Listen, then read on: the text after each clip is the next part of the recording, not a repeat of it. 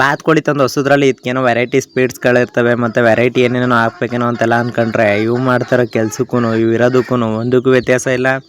ನಾನು ಅಂದ್ಕೊಂಡಾಗಂತೂ ಬಾತುಕೋಳಿ ಇಲ್ಲವೇ ಇಲ್ಲ. ಫಸ್ಟ್ ಆಫ್ ಆಲ್ ಏನು ಹಾಕಿದ್ರು ತಿಂತವೆ, ಮೊಟ್ಟೆ ಸಿಪ್ಪೆ ತವಿಂದಿರ್ದು ಕೋಳಿ ಕಸ ತವಿಂದು ಪ್ರತಿಯೊಂದು ಏನು ಹಾಕಿದ್ರು ತಿಂತವೆ. ಒಂದು ಸ್ವಲ್ಪ ನೀರು ಅಲ್ಲಿ ಸಿಮೆಂಟ್ ಟ್ಯಾಂಕಿಗಳು ಯಾರು ದನ ಮೇಲೆ ನೀರು ಕುಡ್ಸೋಕೋ ಇಲ್ಲ ಅಂದರೆ ಎಂತಕಾದ್ರೂ ಓನ್ ಯೂಸ್ಗೆ ಅಂತ ಮಡಿಕೊಂಡಿರ್ತಾರೆ. ನಾನು ಈ ಬಾತುಕೋಳಿ ಬಿಟ್ರೆ ಎರಡೂ ರಾಜಕೀಯ ಬರೆದಂತೆ ಹೋಗವೆ.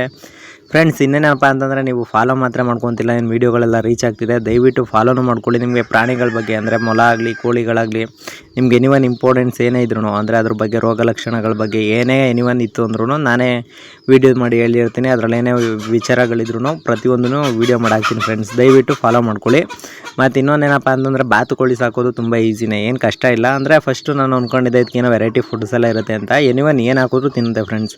ಈಜಿಯಾಗಿ ಬಾತುಕೋಳಿನೂ ಸಾಕ್ಬೋದು. ಬಾತುಕೋಳಿ ಏನು ಸಾಕೋದೇನು ರಿಸ್ಕ್ ಅಂತೇನಿಲ್ಲ. ಅಂದರೆ ಕೆಲವ್ರು ಅಂದ್ಕೊಂಡಿರ್ತಾರೆ ಯಾವಾಗಲೂ ನೀರು ಇರಬೇಕು ಅಂತ, ನೀರೇನು ಬೇಕಾಗಲ್ಲ ಫ್ರೆಂಡ್ಸ್.